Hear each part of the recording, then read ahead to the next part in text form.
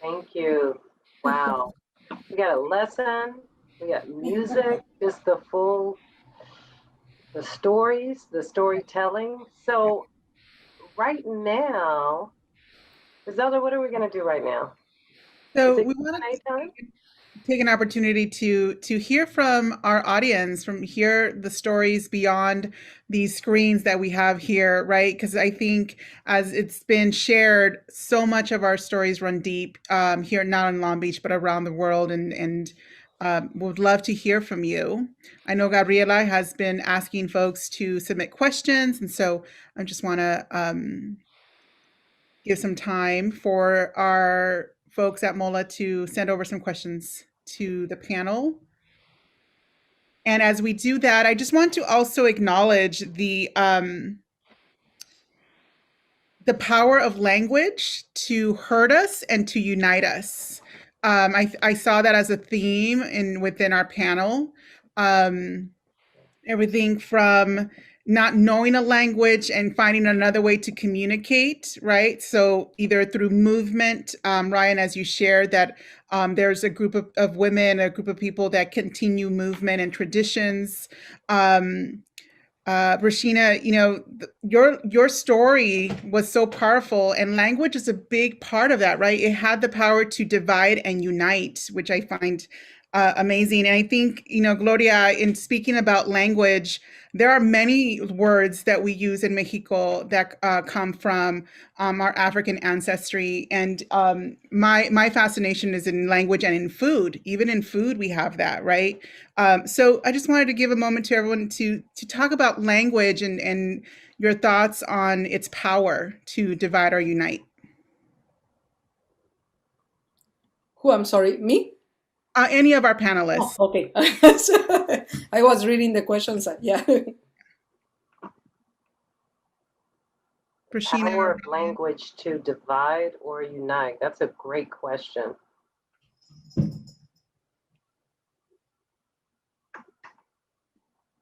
Well, I believe that unfortunately we use it mainly to divide, okay? But I always say that the power of art, the power of music, sometimes is in many ways above our actual language, because that's an universal language, because unfortunately it's just the way we use language to put borders, to put frontiers. It shouldn't be that way. So I'm so glad that we are sharing this, because like in Spanish, that when we are recognizing all those terms from indigenous origin, from African origin, so that should unite us. Like I was reading, I'm sorry that I get a little bit distracted, because I was reading about the peanuts that some people in the audience, and I'm sorry talking about language. I'm sorry about my accent, okay? Because sometimes it seems like I am saying something else. But somebody was saying about the peanuts, that in all over Africa they have dishes made with peanuts, and this is a food, a product uh, born in Mesoamerica, and then taken by our African ancestors to Africa. Yeah. Any other comments before we move on? Rashina, yes. Yeah, so I don't know, I have a very interesting relationship with language, especially with the English language, because it's not our native tongue, it's the colonizer's language. And so there's so many things that just can't be put into words in the English, vocabulary. But there's so much power in words, and words are almost, I see them as spells sometimes. You have to watch what you say, you have to watch what you put out on the universe. And with my experience, even though I was someone who speaks Spanish, and as a kid I was able to engage with all my classmates, and we only spoke Spanish. It was the ESL class. It wasn't enough. It always came down to, how do you look? What are the features that are present? But I think that it can be definitely used as a tool to empower one another. And there's ways we can find ways to use this so that it can pull our communities together, instead of separating us. I think about the word like negra, and that's something that, if African American heard, somebody of Latin, a Latino person say, oh, it's a negra, or, they're going to be like, what did you just call me? Like, did you just call me the N word? But in Spanish, negra means Black. It means someone of a darker complexion even. And so even the words that sound similar like that, it could be a little misleading, I guess. So I always like to I go from the heart and what I feel from the spirit and like the energy that I feel. I think that's the most powerful way for me to communicate and be communicated with. Thank you for answering my question. I appreciate it. Rashina, we actually have a question for you from the audience from Cynthia Brayboy. They would, in regards to the story you shared, did you reach out to African American students? If so, what was the response? If not, what made you not want to reach out? Yeah, so when I lived in Linwood, it was a predominantly Latino community there. We were one of the only Black families in that area. There wasn't that many Black kids in my school. And so in my class, I was the only Black girl. So I didn't really have, if it wasn't my siblings that I would reach out to talk to, like my sisters, then I didn't really engage. Then I would engage with, the people who engaged with me. I think once I moved to Compton and I was exposed more to like a Black community and was around more Black people, and I saw the way that, they kind of took me in, and they were like the first friends I ever made were Black people. The people I became closest to are Black people. And just that acceptance from that community, I think it really created this like love that I have for Black people now, because they were the first ones to accept me and take me in. Obviously, of course that came with, certain types of, rules sometimes, where it was like, you can't speak Spanish around us, you can't talk that stuff, or a lot of questions, or sometimes making me feel left out. But for the most part, they were still accepting, like, like you're one of us, you look like us, your mom don't really look like us, we don't know what's going on, but you look like us. And so as I got older, that's when I started to appreciate my Blackness more, the more that I was around Black people, which is really important to really have a community there at that age. Rashina, I have a question. Was there ever opportunity to teach your Black friends Spanish, or was there ever opportunity where you were able to help communicate with other communities, with the Spanish-speaking community, because you were present?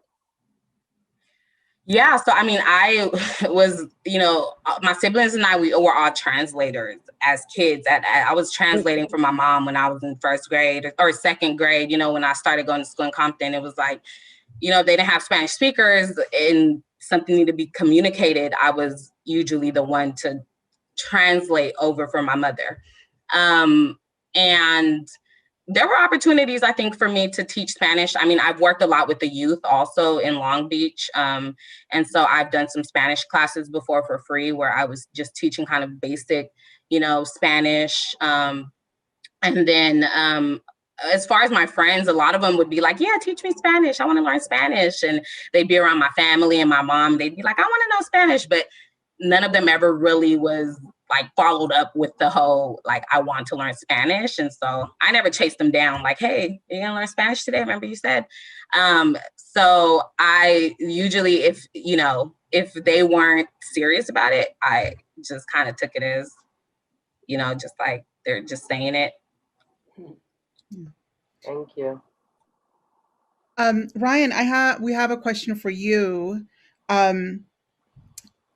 Documentation through your project seems to be really important for you. And just like with the picture I have behind me, there is a lot of documentation that shows people in Mexico, that there is an African ancestry there. So your work is really a larger work about documenting our families, or documenting our people. Can you share a little bit more about why this project is so important for you? Yeah, I mean, the project for Remember essentially was born out of basically the idea that me being 28 years old, I feel like we're like the last generation of folks to have physical photos of ourselves. Even new parents now, if you lose that iPhone or you lose that iPad, you have the potential to lose, all of your child's memories. So it was really just born out of, how do we go into our, grandmother's garages and talk about some of the photos that are stored there, and kind of invoke some of those memories, and hear some of those stories, and then also going back to the idea of seeing yourself in photos. For so long, people weren't able to access photos, able to have the privilege to have photos taken of them, or to visually see themselves. So I feel like part of this documentation is really just a larger scheme and representation overall. Okay. And what's the next phase for this project? Where is it going to? The next phase is, I was grateful enough to receive a grant from the Arts Council of Long Beach to produce this work at Play Nice. We had it all mapped out. It was ready to go. And then COVID hit. So as soon as things are back open, as we were on the call earlier, just anticipating what that looks like. But as soon as things are back open and we can engage with the public, I'm looking forward to having the interactive event where folks are able to bring those photos in and, introduce that creative writing component, and ultimately create a book that highlights the stories and the backgrounds of the people that make up these communities. So my shop is on 4th in the Alamitos Beach community in Long Beach. And, I imagine, if we got community members, from that area to come out, and then we replicate it in North Long Beach, and then replicate it all over the city, and, come up with these volumes and these different books that highlight the experiences of the people in the community. We'll look forward to that. Yes. And I'm very glad that we gave you a grant for that. I mean, I knew that I didn't put that question there just so that I can hear that. It was more of this is a project, like many projects like these, that need to have space, right? They need to have a place. They need to be talked about and shared and funded. So I'm glad that that was possible for you. There's a question here. I think maybe Gloria may have some more information about this. The question is, why did it take Afro-Mexicans more than 450 years to get recognition in the Constitution, given their significant presence in the culture? And I think in your presentation, you mentioned the census, right? But can you talk a little bit more about the census and that recognition? Yeah, well, it's a long story and has to do with language precisely, okay? There were, after the conquest in 1521, the conquest by the Spanish, in Mexico changes from Mexico Tenochtitlan to the Viceroyalty of New Spain. And they built a very sophisticated society that had a caste system, sistema de castas. That means that depending on the color of your skin, of the type of hair you had, you would be assigned a name. There was a lot of passing, of course, because as Regina mentioned, in one family, and I know because I am also La Negra in my house, in one family we have, because we have so much mixing in Latin America, we have like a daughter that is blonde and another one that is very dark, so it's very, very mixed, okay? So there was this complex caste system, sistema de castas. That the most common names were, like, for example, if you were born, your father was Spanish and your mother was Afro-descendant, you were 50% Spanish and 50% black, and you had a name and your name was mulata. Mhm. If your father was Spanish and your mother was Indian, you were half and half, and you were a mestiza. And they have like more than 30 names. It was a very racist, a very sexist, and a very sophisticated system that they did not even have a chance to implant because nobody. Why? Because depending on your casta, you would have access or would not have access to certain positions. And that's why people, I always say to my students, and those of you who have contact with Latin America, that's why we are very pretentious in Latin America. We do not go to the market in just a simple shirt. Okay, no, we have to look well. Why? Because como te ven, te tratan.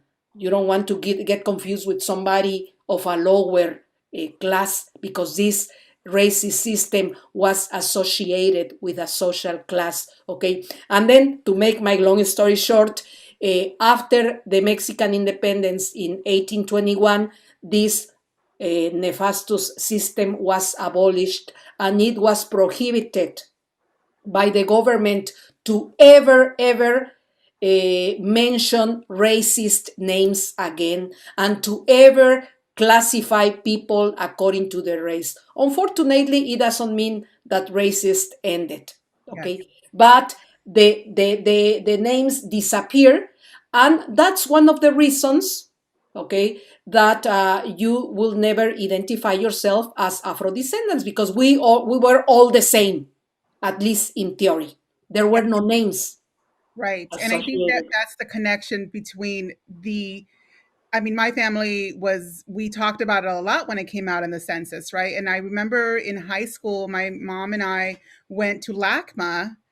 There was a show of the casta paintings, of the Mhm. cast paintings. Yes. And it was through those casta paintings that, my family knew the words and they were like, oh, that's so and so, and oh, that's so and so. And it was through this painting that I learned a lot about the diversity within our own family, right? And it was like, oh, wait, there's so even though the government outlawed it or said we'll never talk about this again, the language and those words remained within our families, and we were Yeah. cast. And the names, and even if those beautiful paintings were amazing, they were very racist and Very, sexist, yeah, and the names were pejorative names, like mulata.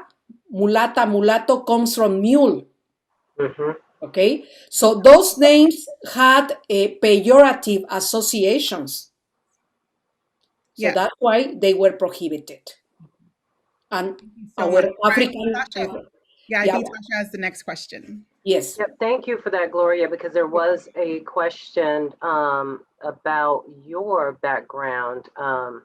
And so you answered that and brought in some more. So thank you so much. One of the things that I knew that you were speaking in different areas of Central America, but in Brazil, I remember there were about 62 different classifications for Black.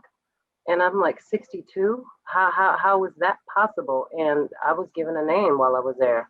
And it was one of those names that, that you mentioned. But um, our next question is, and I want to tell you, after this, you will have the opportunity to ask your questions and tell your stories. And it is going to be live streamed on YouTube.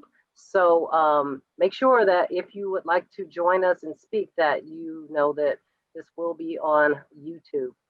So we have Dr. Ayo-Alabi, who I happen to know, who is a professor. Why do you suppose there are areas with Black and Brown conflict and other areas with Black and Brown strong allyship?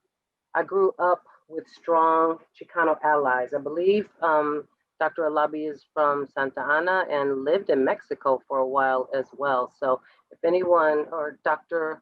Arjona, if you want to answer that question, or if anyone else wants to chime in and answer that question.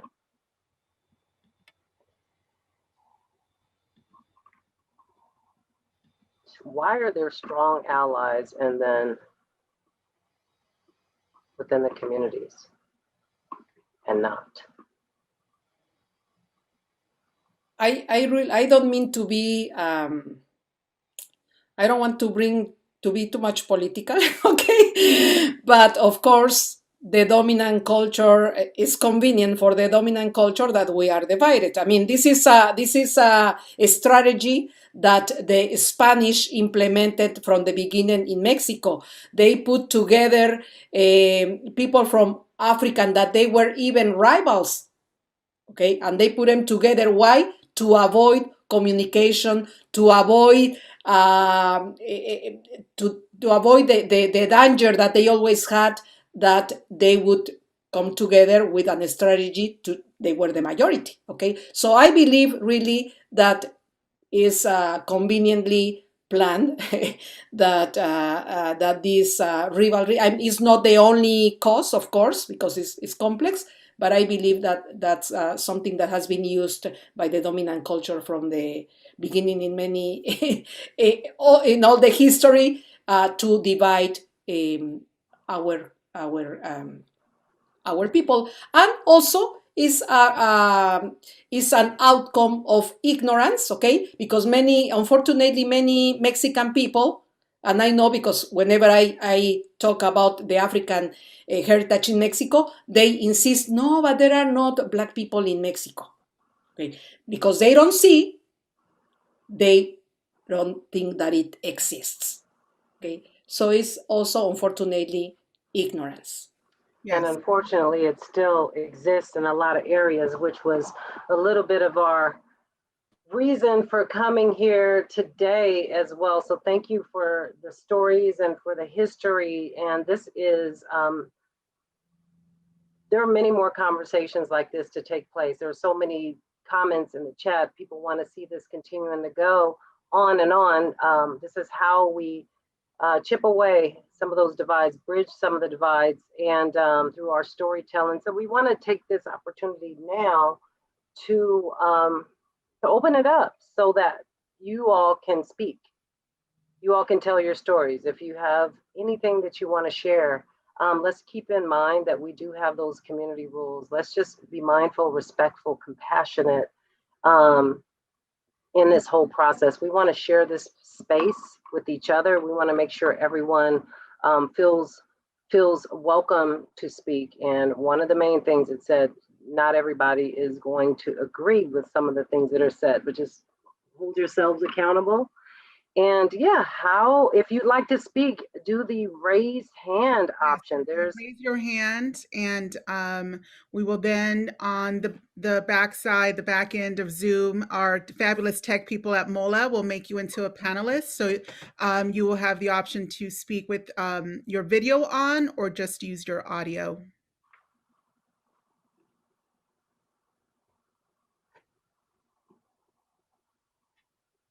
Thank you. And as we wait, if you cannot find the raised hand, that's absolutely okay. You can put in the chat that you would like to speak. Perez Norma. Hola. Hi everybody. I'm really excited to have been joining and just seeing this beautiful Sheena. I know her. Hi, Sheena. So basically my story, I'm Afro-Salvadorian, Afro-descendiente, and this is something that is very, very denied in El Salvador because of the fact that since we don't have we're in a different coast, they're like, oh, pues acá nunca vinieron negros. You know, they never brought the, blacks here, so this doesn't exist. And so there's still a fight in El Salvador with trying to bring in the recognition and the rights. So there's still like no rights for us out there. And there's been just, and I think it's also too the fact that a lot of us don't have as prominent features. And so, I always have to tell people like, look, in 1821, 95% of the population in San Miguel, El Salvador was of African descent. 15 to the 1600s, they were brought here. So it's even the laws that happened in 1930 that basically prohibited anybody of African, Asian, Mediterranean to come into the country. But the only people that were allowed were European of descent to basically do a whitening of the race. So it's been quite a fight, but there's a lot of us that are out there that are really trying to bring this forward, so that everybody can know about this. That's it. Thank you. Thank you for joining us. Thank you for your story, your words.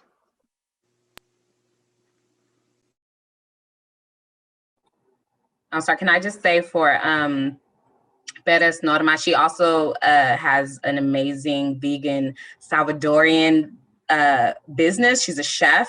She makes vegan Salvadorian food, which I haven't tasted yet, but it's on my to-do list. So you all should definitely check out her IG. She has a lot of good things to choose from, to taste. Thank you, Yeah, Feather. share that in the chat. Absolutely. Put it in the chat. And this conversation has engaged my mind, and I'm also hungry.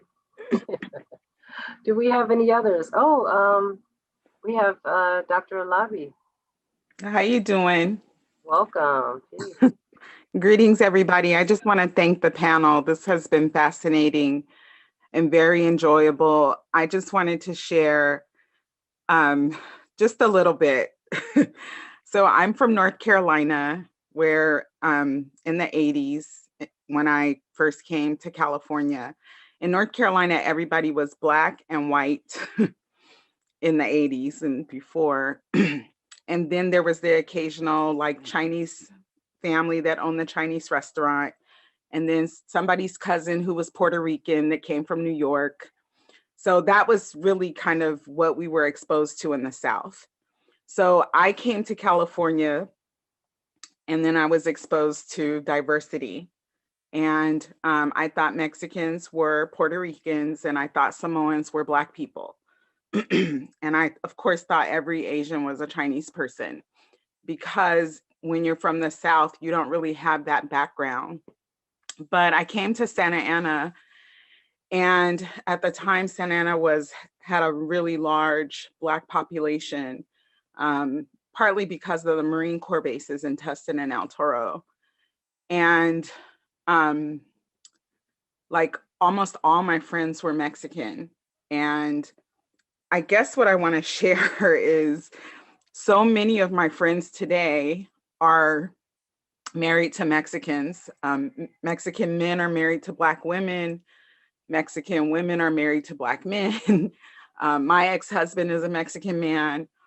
And I remember distinctly this occasion, like going to LA was like a field trip to us, but early in the 90s, we went to LA, and this guy was like, Black and brown, it's going down. And I was like, what? And he was like, you got to choose what side. And we were like, what are you talking about? And we were very surprised to hear that, because it was so foreign to us that there was any problem between Black and brown people. And it's still hard for me to hear, because in college, the Mechistas politicized me. Black Student Union and Mecha were like hand in hand. We didn't do anything without each other. And so I can't imagine trying to take on, college politics without Mecha. And so to think that young people today, Black Student Union and Mecha aren't working together like the Brown Berets and the Black Panthers, it's hard for me to just hear that.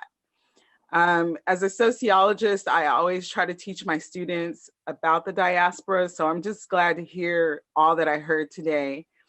And as a professor, I'm going to stop now before I lecture. Thank you.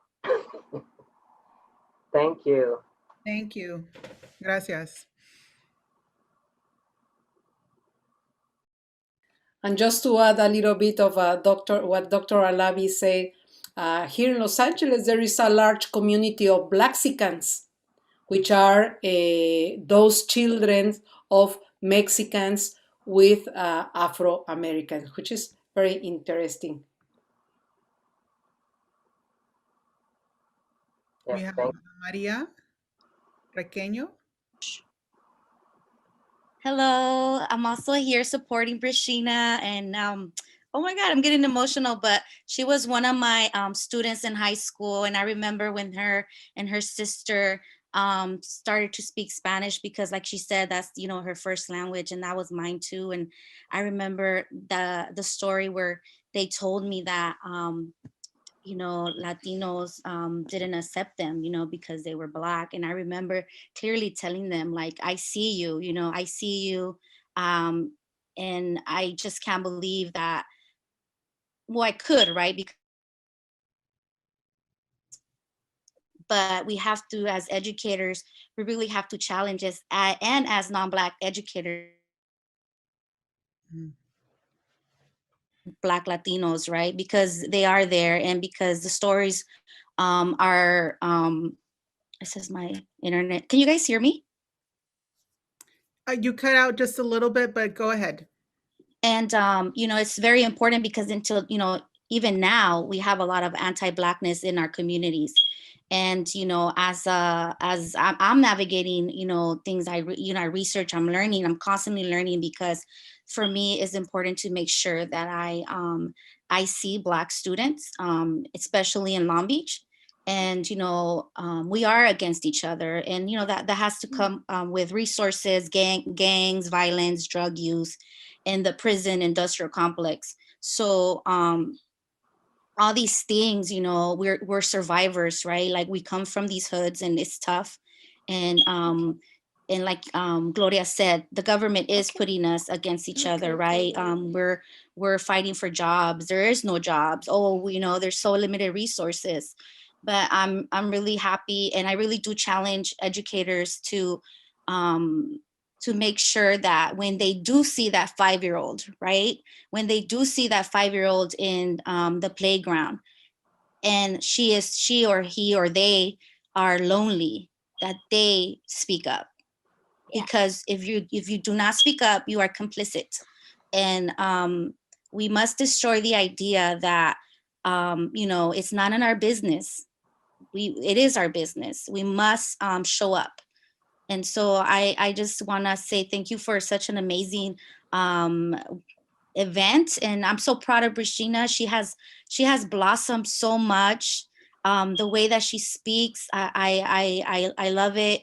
You know, I was like, oh yes, I'm gonna be, you know, we're from Long Beach, so, you know, I was like, I'm gonna show up for you. This is great. And to hear her speak and just say her story, it really, you know, it really touches my heart, because I know that she has fought many adversities, you know, as it is. And it's really lovely to see. Thank you. Thank you so much for saying that, and for being here to listen and support Brishina. You brought something, you said many important things. One of the things that I wanted to highlight, that initially when we joined this conversation, I talked about, you know, calling Griselda and saying, hey, I heard, you know, Black and browns don't get along in Long Beach. And I called multiple folks and 4 generations of Long Beach people. And one of the things that they said was, you can have your conversation via Zoom, but eventually you're going to have to bring it into the community, right? Because the community folks that are perpetuating a lot of this on both sides aren't going to be here, right? And there are the elders, the OGs, that want to be able to talk to the younger generations to say, hey, we're not there anymore. It's not worth it. It's time, you know? So call us optimists, call us rose-colored glasses wearer. But I think that, you know, once we get to a point where we can go back into the community, we need to, you know, approach this conversation and keep on having them. Absolutely. And I think something very important to uplift from this conversation and to take with us, it's that it's not only that the community is perpetuating, it's that it's the Mexican government and those in power, the United States government and those in power, yes, and all of these other countries that created the system, right, and ingrained in us, or you know, created the bans, the let's not talk about it, the silence. And so we're acting within the supremacist culture. Exactly. Right? It's not, it's in many ways built and we are placed in that role, and we continue until we break that system and So we break it. have the conversation, right? So I really think that this is just the beginning of it all, and I invite everyone here and everyone on our panel to continue with us in this process so that we could have the conversations that break it down, Yes. you know, meeting by meeting. Yes. Thank you. Thank you, Griselda. So we have time for a song, Yes, we do.